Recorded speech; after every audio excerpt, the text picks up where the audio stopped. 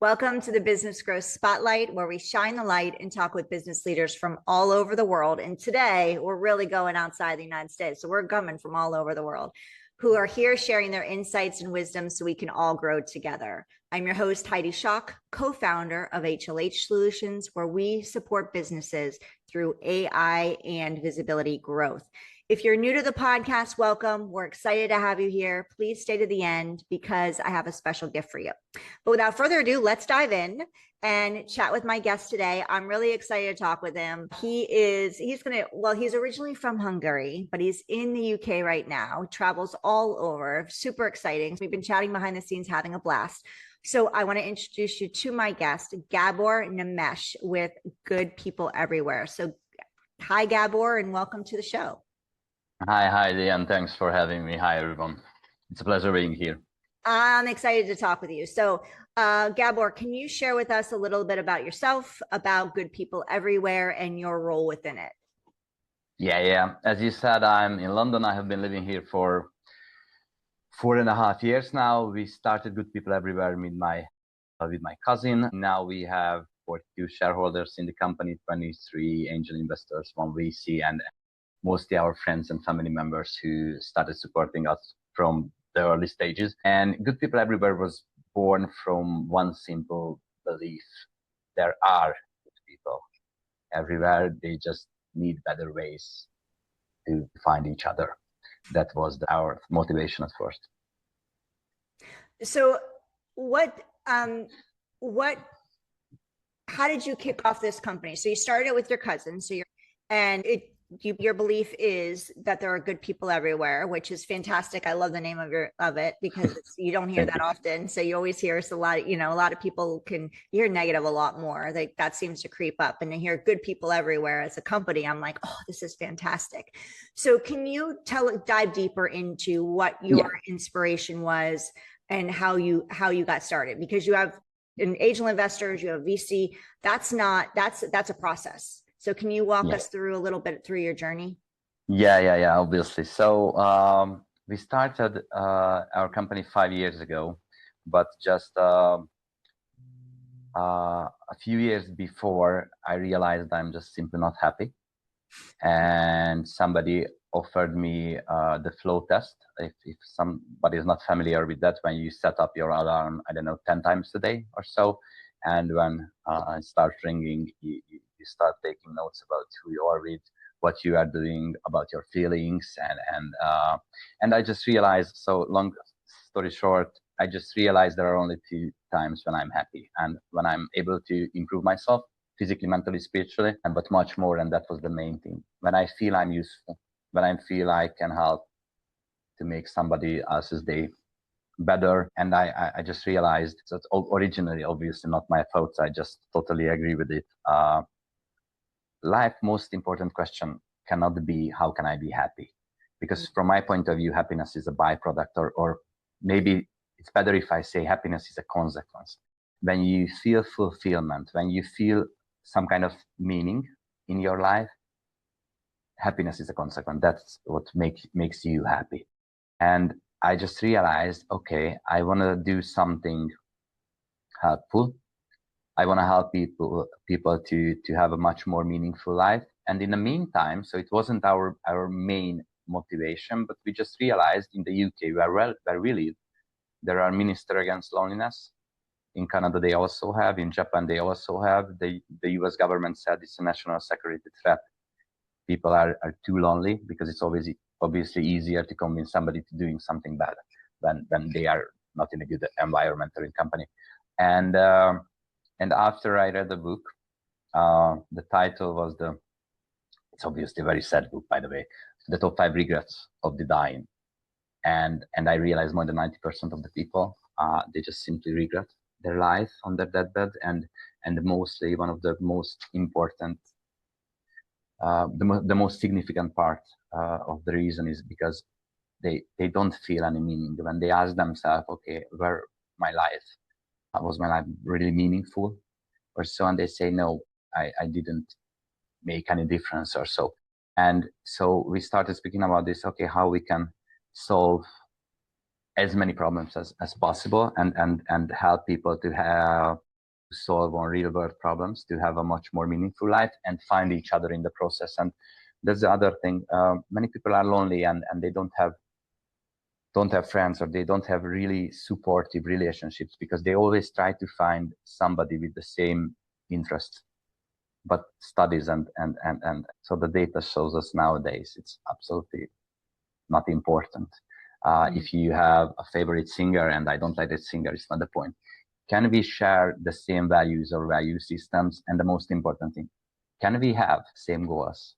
How we can make a world a better place? And I'm sorry, baby, it's a bit strange to say, but even if we have differences in, I don't know, the political views or religion or anything, it's absolutely not important if they think there are few people are hurting children in the next room. We just want to go there and save them. And I just realized, okay, we have to help people to find goals which they are able to resonate with, and we just wanted to create a platform where we can create a community also, so where kindness becomes visible, measurable, and also contagious. So maybe it was a bit longer than expected. I'm so sorry because of that. No, don't apologize. That was great, and it gave us more information about the why behind it and your mission. Yeah. And two, more about good people everywhere. And it's true, there's a big divide. I know in the US, there's a lot of political divide happening now. And it's unfortunate because like on social media, I stay away from all of that because it could be easy to get sucked into hearing all of that back and forth negative. And I love that. We are all going to have different opinions, right? We're not all the same. And that's good, that we have different beliefs and different opinions and different goals. But as humanity, we need to come together for the good of everyone and know that, whether they agree with you or not, they're still good people. Moral ambition is something that you talk about, and it's a bold concept. So Gabor, how do you define moral ambition, and why do you think it's missing from so many leadership, business, and personal development conversations today? There is an amazing new book titled Moral Ambition. It means people who understand the importance of taking personal responsibility are usually the morally ambitious people. So if we see, especially because you are in the US, I just read statistics about, it was like, I think 45% or so in every Ivy League or from top universities usually just go and do finance or consultancy. And don't get me wrong, I have friends working in finance or in the consultancy sector. But just imagine a Netflix documentary about, or an Apple TV documentary about, from the 10 new, I don't know, rookie, junior employee from, I don't know, the biggest consultancy firm ever, and they just, I don't know, copy pages and doing stuff. So that would be so boring. And still, many people think, oh, I have to go to a great university, and after I have to go and find a job at the Big Four or going and to be a lawyer or so. And so the problem is, and my problem is, and that's the reason I always tell people it's so important to be morally ambitious, because it's about your life, and it's also about the world. Because at the moment when we are speaking, we are really lucky, but 2.2 billion people don't have access to clear water. 2.2 billion. 770 million people don't have access to electricity. It's kind of the same amount. The number is like the same, the Europe's whole population. 5.4 million children die in every single year in easily preventable sickness or disease. And now the greatest minds of our generation or our time, they just want to convince us which advertisement should we click on. And so for the morally ambitious people, they realize, okay, there is something in the world I don't like, but I feel the power, I feel the energy, and especially I feel the willingness to change that. And I think that's pretty an amazing concept. And when I try to tell, when people ask me, hey, what kind of people do you like to work with? I always say the morally ambitious, who understand the importance of taking personal responsibility and happily take their personal responsibility, because I think it should be crystal clear now. We cannot wait for politicians or politics to solve inequalities, war, diseases, hunger, world power, and everything. So we can solve it together. And one more thing to add, because I really admire the work, the charitable foundations work and the NGOs work and so. But based on the last, and I think it was a UN report, we need $6 trillion a year annual. So we need 6 trillion to solve everything basically. But we just have in the NGO sector less than 20%. So it's about 1.2 trillion. So when we are 80% short to solve something, we cannot say, oh, maybe next year, or maybe that. So we can solve it if we create for-profit, for-purpose companies to solve real-world problems, and also in making money in the process. That would be that's the only way, from my point of view, to be able to convince amazing people not just see their benefits, but doing something for the world. So let's talk. We just talked about moral ambition.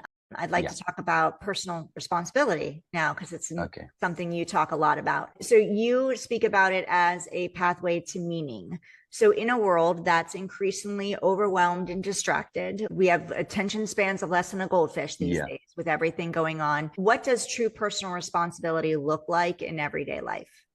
At first, I like to say I'm not a hypocrite. Okay, I'm 39. I went vegan 7 years ago. I absolutely do not consume, but not just do not eat meat.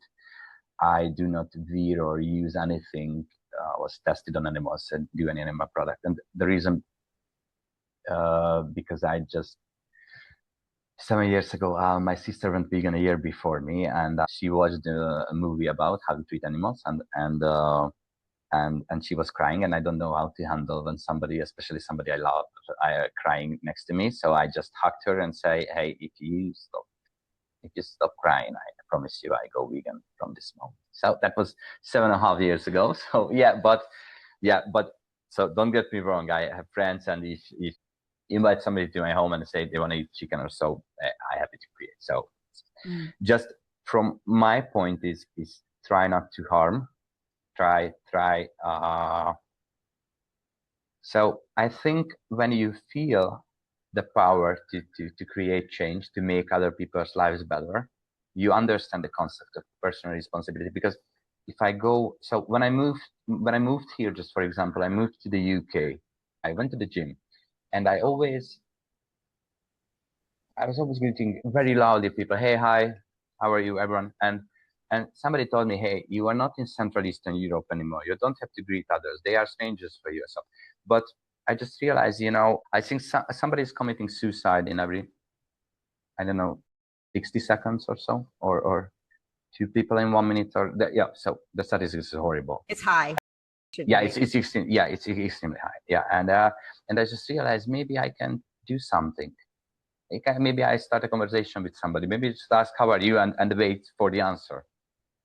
Maybe you just, I don't know, you're just able to hug somebody, or if you're not a hugger, just smile for somebody. Or, but I just realized, okay, what if many years ago, and I really want to emphasize this because I'm absolutely not a religious person, but I really love Martin Luther King and his work. And when I started my journey reading extreme amount of books, and one of the first book I ever read was The Strength to Love, by Martin Luther King Jr. And that's a collection of sermons. And there is a sermon called The Man Who Was a Fool. And that was the first time when I read about the interrelated structure of reality, which says everybody is connected. And I was like, how? Why I should care about the postman or somebody who's working in a grocery store? They are just not me. They are not my company. They are not my environment. And after I realized maybe Martin Luther King was just simply much smarter than I was. So I was like, okay, maybe he was right. And started seeing the world. Maybe I told you this before, that what if that strangers are just friends we haven't met yet? And since then I try to take my responsibility. With our company, it's not just a big deal because we just a startup and we just started, but we are buying Christmas presents for 50 families, for 130 children, for, by the way, tomorrow. Last Wednesday, we collected warm clothes to homeless in people in the UK. Usually, because I love animals and especially love dogs, we are usually just send them to places where they save dogs and cats and everyone. But I think mainly the personal responsibility is that I realize I can change somebody else's mood. And if you feel you can give them hope or just a few, I don't know, nice words or a little support, you should do that. And yeah, so maybe that's my answer. I know that's a great answer. And I love your phrase, and you've said it a couple times, once behind the scenes and then here now too. Yeah. Friends are strangers we haven't met yet. Is that how you say Yeah. it? Yeah. Yeah. I think that's fantastic because a lot of people will shy away. I was very shy growing up. And you know, it's not, and in the US, it's not common for people to wave to people. I now do it in my neighborhood. I'll like wave. And I think people are starting to do that more these days, but then it even was 20 years ago. But I love that you're like strangers or friends we haven't met yet. So everybody's, you know, there's no reason not to, you know, go out of your way. It's not even really going out of your way once it becomes habit. It might feel awkward at first, like you go into the gym, go, hi. But once you do it so many times, and you, like you said, you never know who needed that in that moment. Some people are going to be uncomfortable, right? And that's okay, but that's their issue, not your issue. But if you have 50 people who are uncomfortable, but one person that just that high changed that day for them, maybe it costs nothing. They're going down a bad path and you never know if they were considering ending it. And now that one high was like, oh my gosh, there are good people out there. You know what? That energy is amazing. And that gives them, you know, more hope. And so we're not doing it, you know, for the reward or the, what's the word I'm looking for? The comfort of other people. You're doing it on a mission to just support people because, like you said, you never know. Human happiness, you brought that up when we first started talking. And you were telling us about good people everywhere and yourself. So, and what you've gone through in the past as far as finding your happiness and joy. So human happiness is something that everyone's chasing. When we're recording this, we're hitting the end of the year, right? The new year is coming. People are really taking stock at this time of year. People really take stock and they look back and reflect, or at least I hope people are doing it, on what worked in 2025 and what didn't work in 2025 and what they want to create and change, keep doing and keep growing, and also change and make different in 2026. You know, happiness is a big part of that. So we're all chasing it, yet very few people find it or understand it. So from your research and your experience, what do most people get wrong about happiness and what actually creates happiness? Okay. Honestly, it's one of my favorite topics because I'm not sure, Heidi, you are familiar with it or not, but the biggest happiness study in human history started at Harvard University in 1938, and the current president, I think he is still is a guy called Robert Waldinger, and I was really lucky because a few years ago I was back in Hungary, and I was able to see him live on the TED stage, and so it's pretty amazing. You know, it's more than, I don't know, 77 years now of the whole study. But I think everybody to Robert Waldinger and his TED talk, but I will spoil you and to the audience. So just in one sentence, the quality of our lives based or depend on the quality of our relationships. If we can have, or if we have real supportive, deep relationship with our, not just in our marriage, but with our friends, with our co-workers, with family members, partners, we can have a happy life. If we do not have real supportive relationship, we just simply cannot help. And What I would like to add, because sometimes people are afraid to tell that, but for me, work is the most important part. So just how I see the world, especially when we started with people everywhere, I told to my friends, I want to create something really extraordinary, but with the people I love. And because many people think, oh, I go to the work, but I stop working at 4 or 5 p.m. and please don't call me up later. Just don't call me because I'm with the family, I'm with the friends, and I hate you. I just go there and doing my stuff. And yeah, it's not how life works. Yeah, unfortunately, it is how life works. But most people are unhappy. So from my point of view, or based on all my studies, and I really read hundreds of books and hundreds of studies about this, you have to find something to love. But when we say that, I have a different point of view as most of the experts, because they just say do what you are passionate about or so. So for me, the most important part, based on my experiences and based on my life, the most important part, how can I be useful? How can I be the most useful as possible? Can I do something as a job, or can I create a company? If I say yes, I do not care too much what we are doing, because I just want to be useful and I really care about the people I'm with.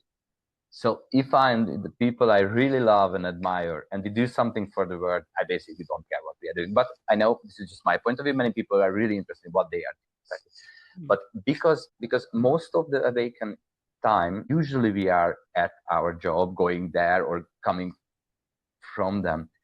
We have to love our job or our workplace or our environment, and we have to try to have a real deep, meaningful relationship with others. So I think these are the most important thing, and not which school you went on, or how much money you make, because obviously you need money to eat, to travel, to do something. But when we see how many people are just burned out and depressed and lonely, and how they regret their life, we have to change something. And for me, it always starts with the education. We just basically didn't change anything serious or severe in the education in the last 150 years. And if you look around, everything has just changed, but not the education system. We are going there, the teacher is speaking, and we are just there, try not to sleep and try to memorize the answer, but they're not teaching us how to have critical thinking, or how we can be more empathic, or about study, about happiness or so. So it's a very complex topic, but I hope I was able to add something. Oh, you were, absolutely. So thank you for sharing all of that, because people, it seems like we're always chasing it. And like you said, there's so many people, and it seems like there's more and more people every year burned out, overwhelmed, exhausted. And if we're chasing happiness, so why aren't we finding it? Why are more and more people getting burned out, exhausted, and overwhelmed? And like you said, the money thing, yes, we need money, right? And money also helps us help other people, right? Yeah. So money is important because we do need to eat. We get to have a roof over our head. But we also money also affords us the benefit, or I don't know if benefit's the right word, but the ability to support other people who are in need, like the homeless, or the people you mentioned, the millions without water, or those without electricity, those less fortunate. So, but when you're happy, right, and you are passionate about what you do, like you're very passionate about your company and what you do, the money will find you, right? The money will follow. It's when we're chasing the money and we're miserable, that in that misalignment is where I think there's a lot of struggle there on the financial side. But I'd like to get to visibility now. Talk a little bit about that. How are you? You opened, started Good People Everywhere 5 years ago. How have you been able to get yourself out there? I know you're on a podcast now. And so what are the other ways maybe that you've done marketing wise or visibility wise to get your name out there? And also on the flip, like what's worked, but also I like to hear too, on the flip side, are there things you've done that maybe weren't as effective as you'd hope? So at first, I think I will have a very special answer to this, because I have at least 1,000 books around me everywhere. I can see books behind you. Yeah, but yeah, it's basically after Ovsky. I will show you. So how the flat, yeah, that our headquarters looks like. So in the last 12 years ago, somebody asked me, what if I don't try to destroy myself in the clubs at the weekend? But instead of that, what if I try to put some kind of knowledge into my head? So I went to three publishers and bought 270 books immediately. But I realized, okay, I read pretty fast. I give out at least 100 in the next few months. And I just realized, okay, maybe I can change people's lives and perspectives. So if I give them book, and usually 90% I just give book, which you said before. So I was back in Hungary and started to be the guy who always give books to others. So every time I organized a meeting, I went there and I say, hey, I was thinking about you and it can be useful for you. So, and I tried to find ways to help others. Okay, if you need, I don't know, hand or just want to have a conversation with somebody, I wanted to be there. So when I started our company, I started telling people what I want to do, and I spoke with 7 people, and 5 invested into the company. And yeah, so a company which we didn't have back then. So I just called my cousin, hey, we have to incorporate our company because now I'm not sure it's legally good. So I gave back the money and asked the people to transfer the company's bank account. But then they gave me money in bags.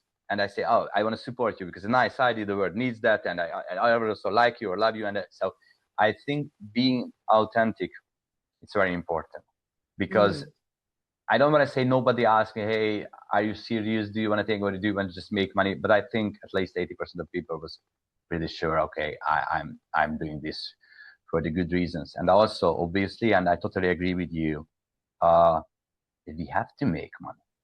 It's so as I mentioned, I admire the work of the NGOs, but we are 80% sure we need 5 trillion more to solve them. So that's the reason we have to create for-profit, for-purpose companies. And when I started, I just told as many people as possible what I want to do, and many of them said, "Hey, yeah, it's nice." There were a few people who said, "Oh, yeah, but I don't care." But I have a friend, and maybe they interested in. So I think because many people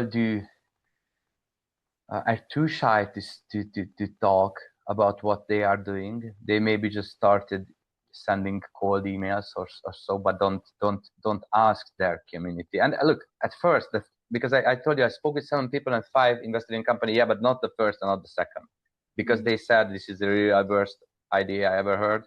I don't know what you want to do, but they realized, okay, I'm passionate enough, and I really believed in our project. So I asked them, hey, okay, yeah. I don't care, you don't care, but just because I really admire you as a business person, can you give me feedback? And after they said, yeah, please be slower, write a draft, what you want to tell, thinking about because of the meeting. And I started speaking with people because, and I think that's very important because many people, as I said, kind of 90% of the people, they are don't fulfilled or they don't satisfied about their life. They want to do something else. That's the reason when we have a new crypto stuff, everybody say, oh, I want to be in. After another stuff, AI, oh, I want to create a new AI agent. Everybody want to do something greater, but they don't know what. Right. So if you really believe what you want to do, just start speaking about that. So that's obviously that was the great part. But every coin has 2 sides or 3, but yeah, at least 2. So and I didn't know anything about the developing part. And yeah, originally we are a software developing company, so we are not a life-changing company or world-changing company. So because the good people everywhere is a software developing company, and we started. My cousin also a dreamer like myself, and we started without hiring real builders or people with proper knowledge in the area we want to do that. Obviously, so we started 5 years ago. Now I could say, or I would say we can have the same results just in a year now. Yeah, because now we have an experience. So I think that would be better to spoke, because to spoke with people with knowledge we didn't have, because just when we started, at least 10 people joined us, but they are the same personalities, dreamers, marketing guys, sales guy. Nobody didn't know anything about development. So yeah, so it sounds stupid now, but we had to start. We were really passionate, and I think the most important part is just to speak about what you do and pay attention to the feedbacks. But if the feedback is not so great, just see what you can do to make yourself better. But I absolutely didn't care ever when somebody said, hey, don't trust in humanity, people are bad. It's a stupid idea because you cannot change everything. So yeah, I said, okay, it's your opinion, cool, this is mine. Just tell me something about my company. What can I do better? But I was always an optimistic, and I was pretty sure. So when I see problems like hunger, inequality, education inequality, and all of the stuff, I always ask myself, hey, if not us, who will do that? And yeah, so I'm not sure it is a proper answer, but I hope. No, it's great. And so Good People Everywhere is a social media platform. You're a software company. It's a social media platform driven by, it's purpose-driven social media that turns everyday kindness into global momentum. So who is this platform for? Who should be joining it and why? Okay, so it's really good. Thanks for asking this, because, I really admire and respect the owners, the creators of the companies and the apps we are using. But if we want to be really honest, most social platforms just reward outreach, conflict, shallow engagement, and they give us, I don't know, fake news, doom scrolling, anxiety, anger, and so. So what we want to create is an invitation-only system, just for people who understand the importance of taking personal responsibility. Usually are leaders and people who have the giver personality. If you are familiar with the concept, a very famous author, Adam Grant, wrote a book, Give and Take, back a few years ago, and he said there are 3 different kinds of people: the givers, the matchers, and the takers. The takers, they are just, everybody knows lots of takers. So usually when I started speaking about this, many people say, yeah, I know somebody, yeah. So takers are who just want to use everybody around them, and they are just want to use the words for their benefit. But it's not good, and it's also not great for them, because nobody wants to support them. Maybe once or twice, but after they started knowing them, and they don't want to support them. Matchers are, I think the biggest percentage of humanities are matchers, because they said, yeah, Heidi, I can do something for you if you can do something for me. But our platform is just for the givers. People who said, yeah, I love my life, I love life, and I feel lucky when I can help others. And we never want to ask people to sacrifice themselves to just to give everything they have, because it's not, no. You have to have a happy life. You have to have to do things you love, but you have to at least try to be a useful member of society. And Good People Everywhere is for entrepreneurs, for charity leaders, for volunteers, for teachers, for people who want to do more and find an amazing community with shared belief systems, or shared belief, and with people who really want to change the world or making this world a better place. And I really love when people are marching for causes, and because it's always obviously important to raise awareness. It's much more important to try to find solutions. Yeah. And Good People Everywhere is for, and also for gamers, because I never was a gamer, or maybe when I was just really young, but I always loved the concept. So gamers are believe they can change the world, just not this one, but the virtual world. If if we are able to convince them, they can also change this one, and they can unite and unify. So good people everywhere is also for them. Yeah, I love how you broke it down into the givers and what was the middle person, the getters? Givers, matchers, and takers. Okay. And I've always said that. I'm like, and I love that your platform is for givers who give to give. Because I know there's people, yes, there's takers, and then there's the givers that give to give, and then there's people that give to get. And I've always been like, don't be a give to get person, because one, it feels icky. And two, people get tired of it receiving from you because they know you're only giving to get something back. And it's exhausting for both parties. So, and when you give to give, you're leading truly from your heart. It's all going to come back to you anyway, without expectation, right? So yeah, I love that you're doing this, and I love this platform. I can't wait to jump in there. So I'm checking it out today, and I'm going to get in there. If Gabor, how can people learn more about Good People Everywhere, the community, the platform, so they can hop on in there and check it out? Is it easy to navigate? Tell us a little more about the actual platform, and then tell us where we can find it, and also how to connect with you. Okay.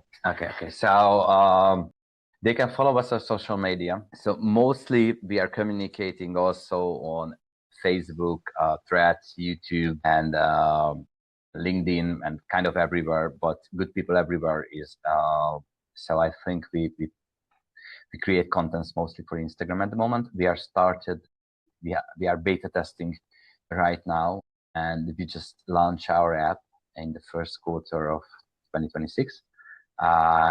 So I'm pretty excited about that. They can also find our website, which is goodpeople.world, WORLD, and they can also follow me on Instagram. Like my name is just in Hungary we're using backwards, so it's Nemes or Nemes, and Gabor is my name, Gabor, but on the Instagram I'm Nemes Gabi. So NEMESGABY.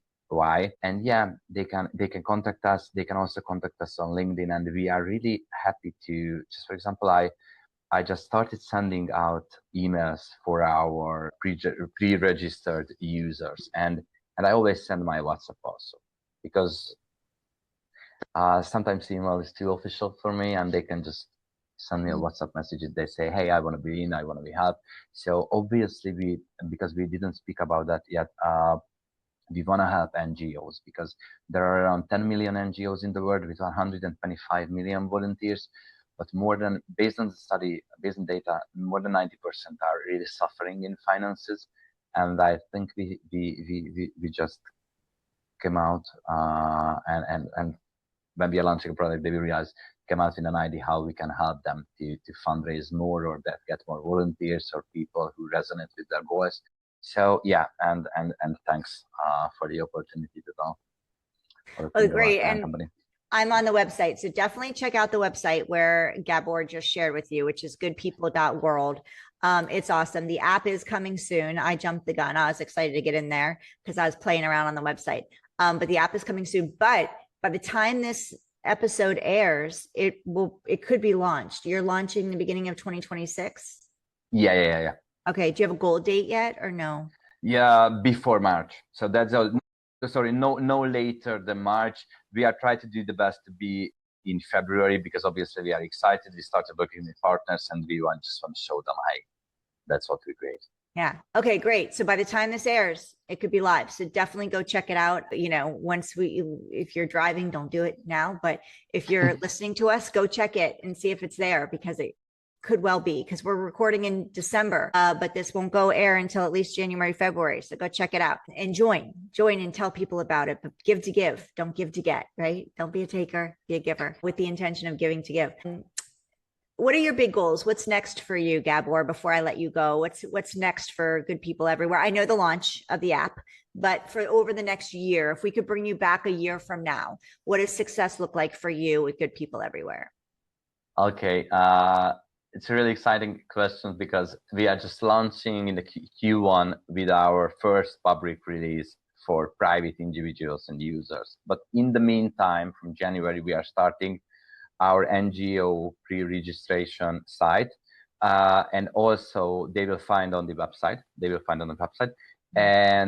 But before summer, and I think that's when my heart starts singing, really. So we are creating the first full version before the summer, also for NGOs and companies with corporate social responsibility activities, but just for them, so not for everyone. And because we want to create a community, we want good people everywhere to be maybe the biggest, potentially one of the most useful community with people, the givers, the people who understand the importance of personal responsibility, the morally ambitious people who want to do something great. And for me, success will be, when we see the numbers, and now at the moment we say 2.2 billion people don't have access to pure water, but maybe a few people find each other on our platform and start working on a solution, and maybe not in a year, but in 3 years, 5 years,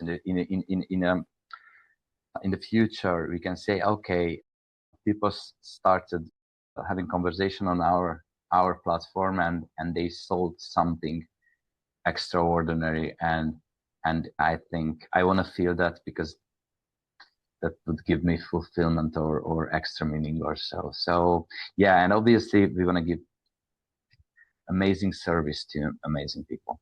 Yeah, so good. So good. So go check it out. Goodpeople.world. Go to the website. If the app is live when you're hearing this, go jump in there, see if it's for you, and if it's right, jump in. And go support. I've met some of the most incredible people and friends in the online space. So like Gabor says, friends are just strangers we haven't met yet, right? Is that how you say it? Yeah. Strangers are friends. Friends are strangers we haven't met yet. Strangers are friends we haven't met yet. Yeah. Okay. Strangers are friends we haven't. Yes. Right. Did I say friends? Yeah. Strangers are friends we haven't met yet. Is that right? Yeah.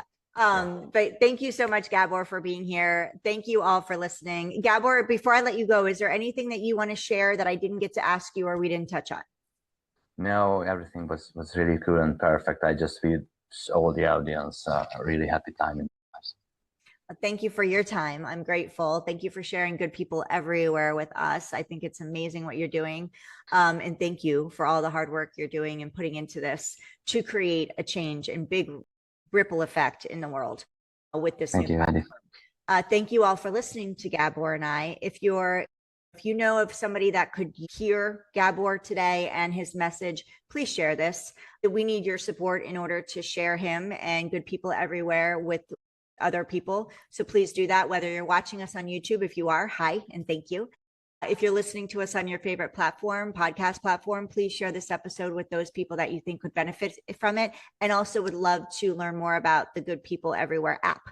I promised y'all a gift, so here it is. If you're looking to grow your visibility and you feel like you've been doing different things and it's becoming challenging and you're just not getting that visibility and growth that you're looking for, then go ahead and download our Spotlight to Scale blueprint. You can go to spotlighttoscale.com/blueprint. Thank you, Gabor, for your time. Thank you all for listening, and we'll see you on the next episode of the Business Growth Spotlight.